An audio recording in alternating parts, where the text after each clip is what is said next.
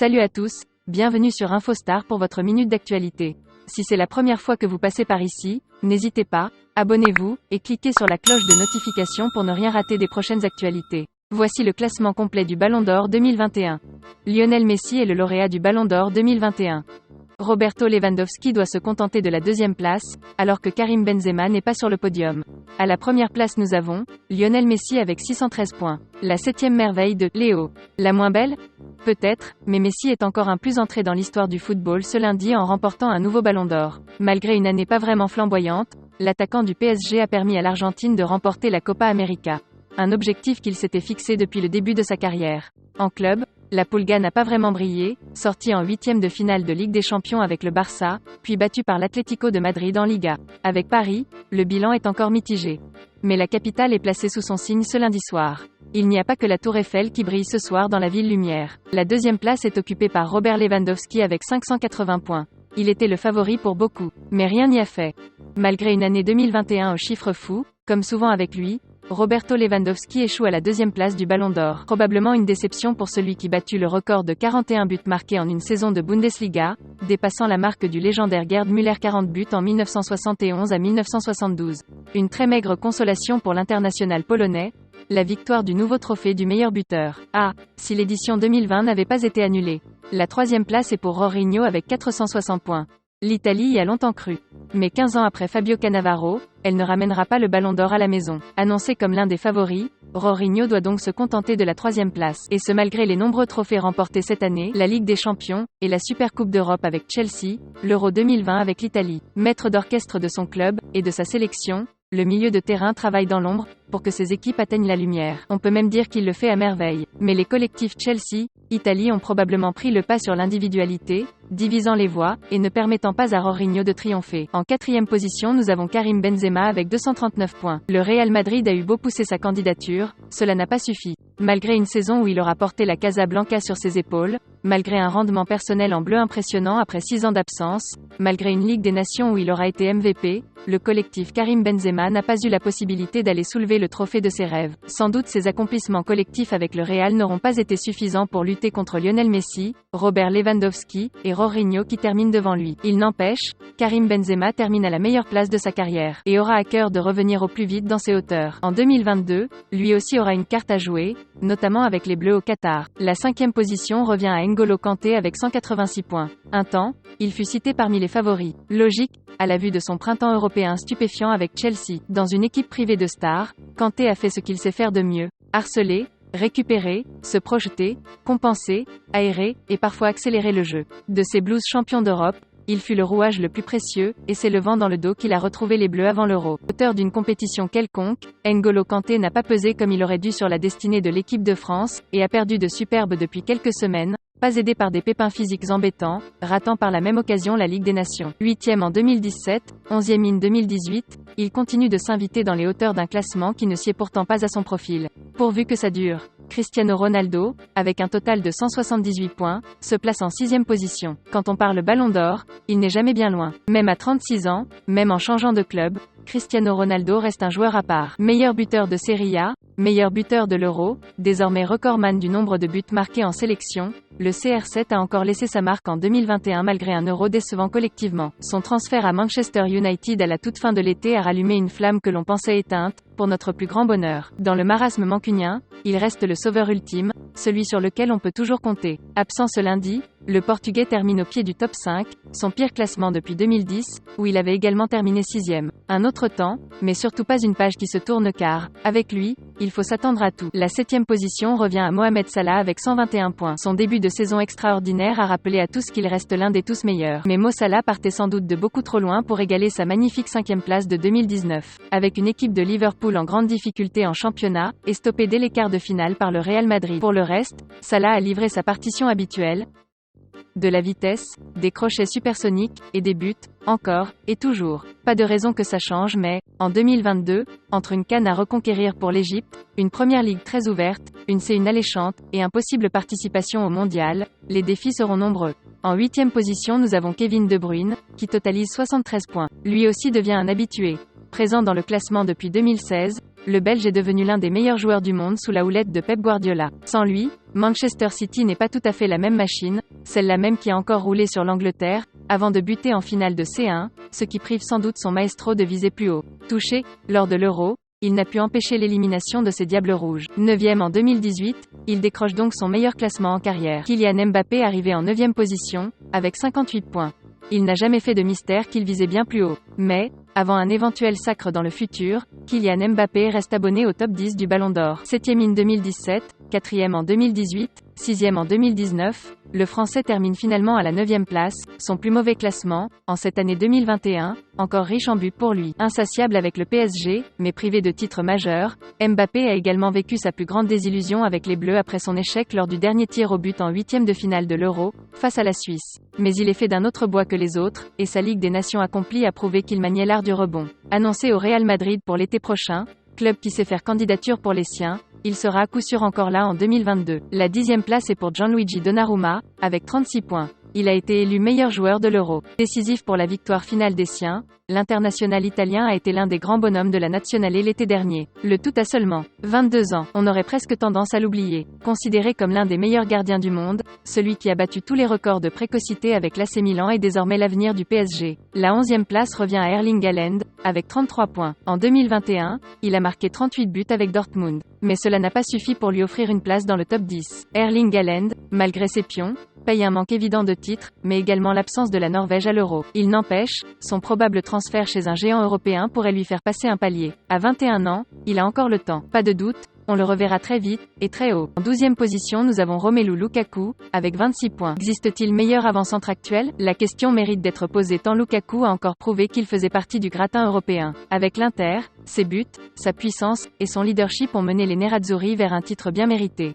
Son transfert à Chelsea est venu récompenser sa formidable saison. À l'Euro, l'élimination en quart de la Belgique l'empêche de viser plus haut malheureusement même si un top 10 aurait été plus que mérité. À 28 ans, il est dans la forme de sa vie. Et ça risque encore de durer. En 13e position nous vient Giorgio Chiellini, avec 26 points. Le patron est toujours là. Même s'il n'est plus vraiment tout jeune, Giorgio Chiellini a encore étalé toute son expérience, et sa malice, lors de l'Euro avec l'Italie. Le défenseur de la Juventus avait notamment complètement éteint Romelu Lukaku en quart de finale, avant de disputer une finale chiellinesque contre l'Angleterre. Il méritait bien de soulever son premier trophée international. La 14e place est attribuée à Leonardo Bonucci, avec 18 points. Malgré un rendement parfois inconstant avec la Juve, Leonardo Bonucci a retrouvé de sa superbe, lors de l'Euro 2020 avec l'Italie. Buteur en finale, face à l'Angleterre à Wembley, le défenseur de 34 ans a été l'un des leaders de la Nazionale championne d'Europe. Il se classe 14e du classement. En 15e position nous avons Raheem Sterling, avec 10 points. Ce n'est plus un indiscutable de Pep Guardiola chez le champion d'Angleterre. Mais Raheem Sterling n'en reste pas moins une référence européenne. Sans lui, l'Angleterre n'aurait sans doute pas vécu un été aussi exaltant. S'il ne sort pas de sa meilleure année statistique, l'Anglais a encore prouvé qu'il avait franchi un cap, en assumant ses responsabilités avec les Sri Lions. Annoncé avec insistance, loin de Manchester, il pourrait revenir dans ce classement sous un autre maillot en 2022. Il se classe 16e, avec 9 points. Sa présence dans la liste avait déjà surpris certains. Son classement aussi. Souvent absent sur blessure en cette année 2021, Neymar est finalement classé 16e, sans doute, grâce à son aura naturelle, ses prouesses en Ligue des Champions le Bayern Munich, et sa finale de Copa América avec le Brésil. Pour le reste, on est très loin du grand Neymar des années Barça, en atteste son début de saison raté avec Paris. En 17e position nous avons Luis Suarez, avec 8 points. Vous pensiez que son départ du Barça entraînerait une décote immédiate? C'est mal le connaître. Luis Suarez reste un animal au sang-froid, un buteur né, et un formidable leader. Malgré le poids des années, l'Uruguayen a pesé de tout son talent sur le titre de champion d'Espagne, acquis de haute lutte par l'Atlético de Madrid la saison passée. Certes, du haut de ses 34 ans, il n'a plus le coup de rein d'antan, mais il reste un avant-centre de premier rang. La 18e place revient à Simon Kjær, avec 8 points. Il est l'une des grandes surprises de cette édition du Ballon d'Or 2021. Le défenseur de l'AC Milan, titulaire indiscutable depuis son arrivée en janvier 2020, a également marqué cette année de football au moment du malaise cardiaque de son coéquipier Christian Eriksen à l'Euro. Capitaine d'une équipe du Danemark par ailleurs enthousiasmante, l'ancien Lillois lui a alors sauvé la vie en faisant preuve d'un sang-froid extrême, et d'un leadership de tous les instants. Mason Mount se place 19e du classement, avec 7 points. Un indiscutable partout où il passe. Pas forcément le plus clinquant des milieux présents dans ce classement, il n'en reste pas moins l'un des plus précieux. Capable de tout faire, Mason Mount a contribué sans contestation possible au titre de champion d'Europe de Chelsea, brillant notamment en finale avec une passe décisive parfaite pour Kai Havertz. À 22 ans, il continue de grandir avec son volume de jeu impressionnant. En 20e position nous vient Riyad Mahrez, avec 7 points. Il fut sans doute le joueur le plus impactant de la campagne européenne brillante de Manchester City. Décisif à presque tous les tours, capital face au PSG, Riyad Mahrez aura été l'arme fatale de Pep Guardiola dans les grands événements, quitte à s'en priver régulièrement au quotidien. Toujours aussi insaisissable sur son côté droit, il paye la défaite de City en finale de C1, mais également l'absence d'une grande compétition internationale pour viser plus haut dans un classement qu'il a pris l'habitude de fréquenter. En 21e position nous avons Lautaro Martinez, avec 6 points. Collectivement, il a beaucoup gagné. Champion d'Italie, Copa América. Individuellement, il a encore franchi un cap. Son duo exceptionnel avec Romelu Lukaku aura propulsé l'Inter vers le titre, et sa capacité à tout bien faire lui offre une très bonne place dans ce classement. Pour figurer plus haut, il lui faudra sans doute briller plus régulièrement en Ligue des Champions, et pérenniser la présence de cet Inter Milan au plus haut niveau. En 22e position nous avons Bruno Fernandes de Manchester United avec 6 points. L'homme qui a réveillé Manchester United. Absolument délicieux, et décisif la saison dernière en Premier League. 18 buts, 12 passes décisives, Bruno Fernandes a redonné vie au géant mancunien, par ses buts, et ses inspirations géniales. Mais son Euro très décevant, et son début de saison timide derrière son idole Cristiano Ronaldo l'ont forcément relégué quelque peu dans le bas de ce classement. Il reste cependant indispensable à la bonne marche des Red Devils. Harry Kane quant à lui occupe la 23e place avec 4 points finaliste de l'Euro. Fer de lance de Tottenham malgré une vraie crise depuis le début de saison, Harry Kane termine finalement loin du top 10. Capable de tout faire, le capitaine des Sri Lions a pourtant encore garni son armoire d'un nouveau titre de meilleur buteur de Premier League, et co-meilleur passeur. Suffisant pour un joueur qui souffre incontestablement d'un déficit d'image, et qui a mal digéré son départ avorté vers Manchester City. La 24e place est occupée par Pedri du FC Barcelone avec 3 points. Il a été élu Golden Boy 2021 par Tuttosport. À dire vrai, il n'y avait pas vraiment de concurrence. La comète de l'année, c'est lui. Harry la pointe des pieds à l'été 2020 au FC Barcelone, il n'a pas mis longtemps à devenir incontournable en Catalogne. Adoubé par Messi, il s'est aussi signalé avec la Rora dans un Euro de très haut niveau, avant de guider les jeunes Espagnols vers l'argent à Tokyo. 19 ans, c'est un géant en construction qu'on reverra très vite. À la 25e place nous avons Phil Foden de Manchester City avec 2 points. Pep Guardiola n'a pas hésité à bousculer certains cadres pour lui faire la place qu'il mérite. C'est dire si Phil Foden a séduit son coach catalan. À 21 ans, le milieu de terrain de Manchester City a définitivement explosé à la face du monde, par sa finesse technique, et son intelligence tactique. Brillante avec les Citizens, actif dans la conquête du titre, et dans l'excellent parcours en Ligue des Champions, il a aussi accompagné les Sri Lions, jusqu'à la finale de l'Euro. Un nom à retenir pour le futur tant on risque de le revoir souvent.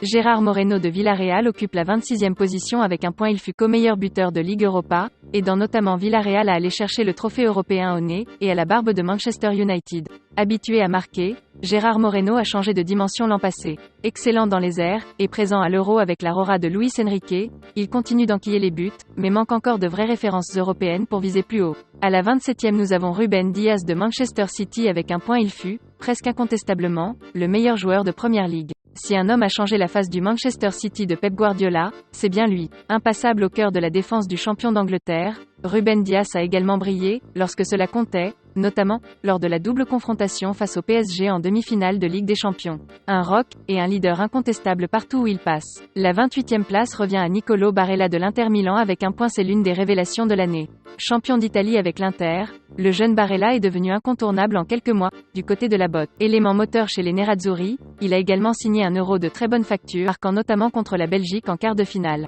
À la 29e place nous avons l'ancien ballon d'or Luka Modric du Real de Madrid avec 0 points. Son statut d'ancien vainqueur lui a sans doute permis d'être dans la liste des 30 nommés, mais il ne méritait pas beaucoup plus. Malgré un début de saison intéressant sous les ordres de Carlo Ancelotti, Luka Modric est rentré dans le rang depuis son sacre de 2018. Mais il reste un joueur à part, le baromètre des équipes dans lesquelles il évolue. César Azpilicueta de Chelsea clôture le classement avec 0 points. Il fut le capitaine courage de Chelsea, fantastique champion d'Europe. Il fut un rouage majeur de l'excellent parcours de la Rora, lors de l'Euro. Régulier, et leader dans l'âme, César Azpilicueta hérite de la 29e place à égalité de points avec Luka Modric.